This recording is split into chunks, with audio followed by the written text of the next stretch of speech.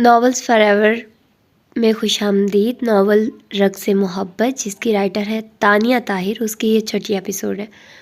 आइए देखते हैं इस छठी एपिसोड में क्या होता है।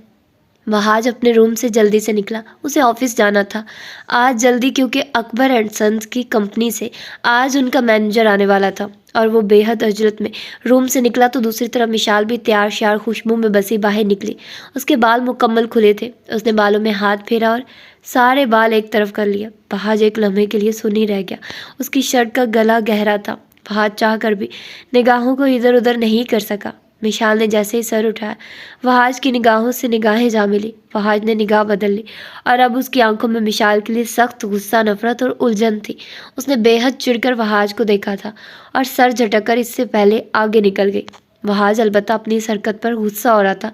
वो बिना कुछ बोले उसके पीछे चलता हुआ टेबल की जानिब आ गया, जहाँ दादा जान, हानिया, आहंग, नूर चारों बैठे थे, जबकि बड़ी अम्मी, मम्मा और चच्ची किचन में थी। रोज़ की तरह अल्तमिश, सारिम और सिकंदर दिखाई नहीं दे रहे थे। फहाज की आते ही उन तीनों ने सलाम किया। फहाज ने सर के इशारे से जवाब दिया, मैंने जल्दी जाना है तो आज नाश्ता ऑफिस में ही कर लूँगा। फहाज ने दादा जान को बताया तो दादा जान ने उसके शाने पर उसके झुकने पर हाथ रखा। विशाल भी टेबल पर बैठ के, उसे भूख लगी थी, तभी नाश्ते का वेट करने लगी। मेरी गाड़ी की चाबी? फहाज को सख्त कोफत हुई थी अपनी ही गाड़ी की चाबी मांगते हुए, मगर मांगनी तो थी। विशाल के लब मुस्कुराए। उसने टेबल पर तमीज़ से चाबी रख दी, जबकि फहाज ने हानिया से कहा कि यह चाबी उठा कर दो। हानिया ने उसकी जानिब बढ़ा दी। दादा जान नफ़ी में सर हिलाने लगे। अलबत्ता मिशाल का बस नहीं चला हाथ में थमा सेब उस आदमी के पुश्त पर खींच कर मारे, और वो ये कर भी जाती अगर नूर उसे न पुकारती। वह हाथ जल्दी से बाहर आया और अपनी गाड़ी में बैठा। बैठते ही उसे मिशाल की खुशबू का एहसास हुआ तो आंखों के आगे वही मंजर लहरा गया। वो एक लम्हे के लिए फिर से ठहर गया। वो हैरान था, इतना हुस्न खुदा ने उसे दिया और अगले ही लम्हे उसने फिर से सर झटका। क्या पागलपन है, वो खुद को डपटा। खिड़कियाँ खोल चुका था कि उसकी खुशबू बाहर निकल जाए। उन तीनों की वैन आ गई थी। वो जल्दी जल्दी उठी। तभी सारिम अपने रूम से निकला और उसने तीनों को अजलत में जाते हुए देखा। कॉलेज जा रही हो? वो आहन से बोला। जी भाई, वो बोली तो सारिम ने सर हिलाया। तुम्हें मैं खुद ड्रॉप करूँगा, अपना बैग लेकर आ जाओ। वो बोला तो हानिया का चेहरा सुर्ख पड़ गया। वो उसे इतनी घटिया समझ रहा था कि अपनी बहन को उसके साथ जाने भी नहीं देना चाहता था। आहंग एकदम खामोश हो गई, मगर वो बोली कुछ नहीं। जी भाई, उसने कहा। जाओ, मैं आता हूँ, सारिम ने संजीदगी से कहा, जबकि पीछे खड़े अल्तमिश का चेहरा एकदम सुर्ख हो गया था। गुस्से से उसका दिमाग खोलने लगा। सारिम उसे क्या समझ रहा था? पहले दादा जान से उनकी शादी की बात की और अब वो आहंग को खुद छोड़ रहा था। वो उसे इतना गया गुजरा समझ रहा था कि वो अपनी ही अमानत में खयानत करेगा। बिना कुछ कहे वो लंबे लंबे डग भरता उनके पास से गुजर कर चला गया, जबकि दादा जान ने उसकी जानिब देखा। क्या मसला हुआ है जो तुम खुद छोड़ रहे हो आज आहंग को? वो सवाल कर ही गए। कुछ नहीं, बस आज से आहंग वैन में नहीं जाएगी। वैन का माहौल अच्छा नहीं, वो सख्ती से बोला। हानिया का दम सा घुटने लगा, आंखों में आंसू भर आए। वो बैग उठाकर बाहर भागती हुई निकल गई। उसके पीछे नूर भी परेशान सी चली गई, जबकि आहंग चुपचाप खड़ी थी। वो भी यही समझ रही थी कि सारिम अल्तमिश की वजह से कर रहा। वो चुपचाप खड़ी रही। चलो, इससे पहले उनकी माँ कुछ बोलती उसने कहा तो आहंग भी बाहर निकल गई और सारिम भी। माहौल में अजीब तनाव सा था। विशाल नाश्ता कर रही थी, उसकी तवज्जो किसी की तरफ नहीं थी सिवाय इस बात के कि वो वहाँ जैसे फजूल आदमी को सोचकर वो अपना टाइम नहीं वेस्ट करे। सिकंदर भी तैयार होकर आ गया। फहाज भाई चले गए? उसने दादा जान से पूछा। हाँ, चला गया, दादा जान ने कहा तो वो भागता हुआ बाहर निकला। ये वहाँ जाए या बला, सब उससे डरते हैं। विशाल की बर्दाश्त खत्म हुई तो उसने गुस्से से बोला। दादा जान मुस्कुराए। ऐसे नहीं बोलते विशाल, वो बड़ा है। चंदा, तुमसे एहतराम से बात किया करो, दादा जान ने उससे प्यार से कहा। आह, मैं एहतराम करूं, मुंह ही ना तोड़ दूं, उसने सर झटका। दादा जान ने सर्द सांस खींची। ठीक है, मैं जा रही हूँ, वो बोली, क्योंकि उसकी वैन भी आ गई थी और वो भी चली गई। तो घर में खवातीन और दादा जान रह गए, जो अब इन सब के जाने के बाद नाश्ता करते। हानिया सारे रास्ते रोती रही थी, यहाँ तक कि उसकी सुर्ख आंखें और भी हसीन हो गई रोने से। नूर उससे बार बार पूछ रही थी, मगर उसने कोई जवाब नहीं दिया और उनका कॉलेज आ गया। जब वो कॉलेज पहुंचे तो आहंग भी सारिम की बाइक से उतर रही थी। हानिया ने उनकी जानिब देखा नहीं और अंदर चली गई, जबकि नूर आहंग के साथ अंदर गई।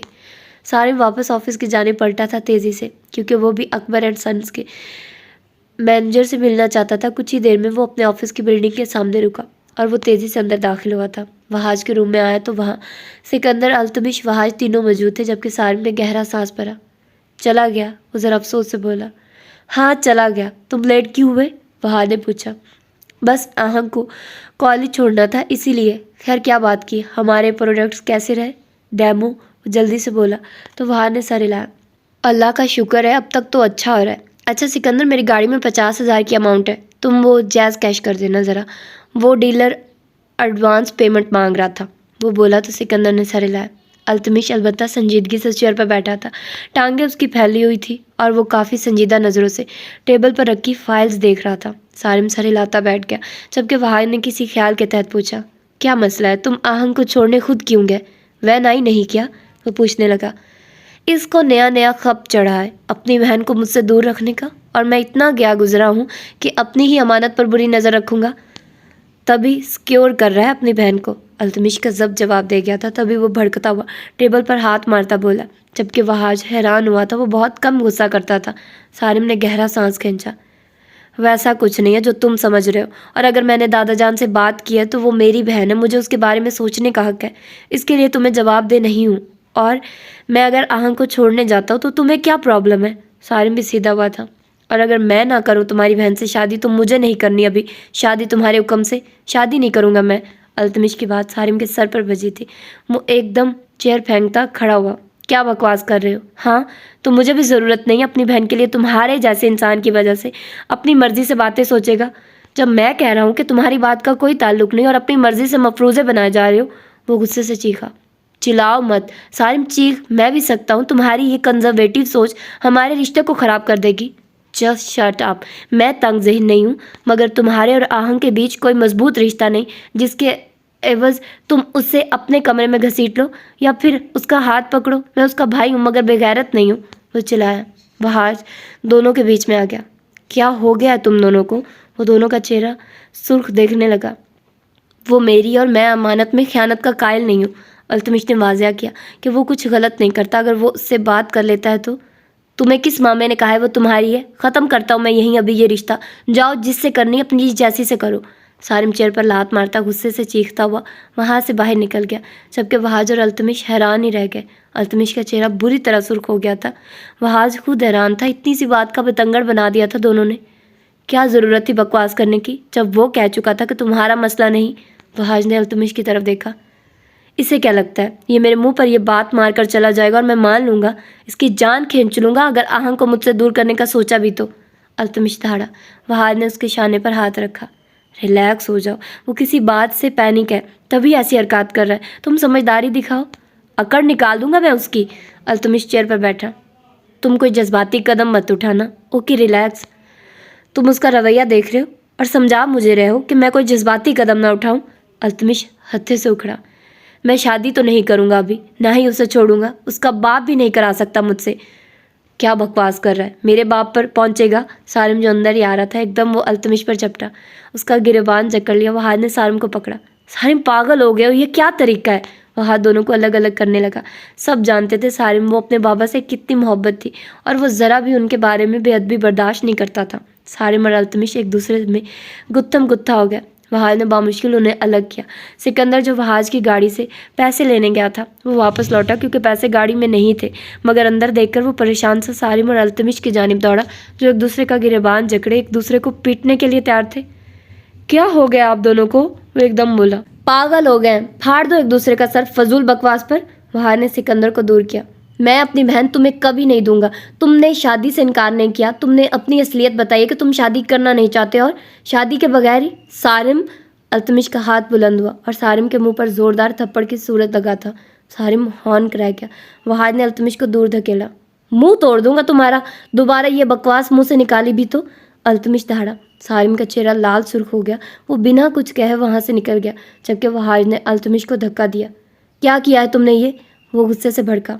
तुमने सुना वो क्या कह रहा है? तो तुम्हारी जिद भी फजूल है कि तुम शादी नहीं करोगे। अभी वो उसका भाई है, उसके बारे में सोचने का हक रखता है, मगर आज जो तुमने किया है वाज़े अपने और आहंग के बीच दीवार खड़ी कर ली है। वहां तपता हुआ खुद भी बाहर निकल गया। सिकंदर अल्तमिश की जानिब देखने लगा। बहुत गलत किया सारिम पर हाथ उठाकर आपने। आप जानते हैं उसका मिजाज कैसा है, वो छोटी छोटी बातों को बहुत डीप लेता है। और यहाँ तो आपने, अच्छा चुप करो और जाओ यहाँ से। मेरा हाथ उठाना देख रहा है, ये नहीं दिख रहा कि हाथ क्यों उठाया मैंने। अल्तमिश भड़का। सिकंदर बाहर निकल गया। सारिम ने ऑफिस से ही चला गया था, जबकि वहाज बाहर राउंड ले रहा था। अल्तमिश अपने कैबिन में बंद हो गया था। सिकंदर ने वहाज को कुछ देर बाद पुकारा। हाँ बोलो। वो पेशानी पर कहीं लकीरें लिए वर्कर की फाइल्स देख रहा था। सिकंदर के पुकारने पर मुड़ा। भाई आपकी गाड़ी में कोई अमाउंट नहीं है और अभी तक पैसे ट्रांसफ़र नहीं हुए। मैं अपने अकाउंट से कर रहा हूँ अब। वो उसे बताकर इन्फॉर्म करके अजलत में निकल गया, जबकि वहाज ने हैरानगी से देखा। वो कुछ देर बाद चेक करने का सोचकर काम में लग गया और जब ऑफ टाइम हुआ तो वहाज अपनी गाड़ी के जाने बढ़ा। अल्तमिश बिना कुछ कहे अपनी गाड़ी में सवार होकर चला गया। जबकि वो चारों इकट्ठे निकलते थे, ये अलग बात थी कि उनकी राइड्स अलग अलग थी। और सिकंदर भी अपनी हैवी बाइक पर बैठकर वहाज से इजाज़त लेकर चला गया। वहाज गाड़ी में बैठा तो पैसों के बारे में याद आया। उसने डैशबोर्ड खोला और पैसे चेक किए तो वहाँ कोई पैसे नहीं थे। वो हैरान हुआ कि उसने पैसे रखे तो वहीं थे और 2 दिन वो नहीं था यहाँ तो उसकी गाड़ी। अचानक दिमाग में घंटी बजी और गुस्से से उसने ड्राइविंग शुरू की। उसे यकीन नहीं आ रहा था वो लड़की चोर भी है। गुस्से से खौलते हुए वो घर को निकल गया था। सारिम ने घर में आकर कोई बात नहीं की थी। वो अपने कमरे में तबीयत खराबी का कहकर पड़ा था, जबकि अल्तमिश आया वो भी अपने कमरे में चला गया। और सिकंदर का तो सभी जानते थे, वो घर नहीं आता था, अपने दोस्तों के साथ पहले जाता था।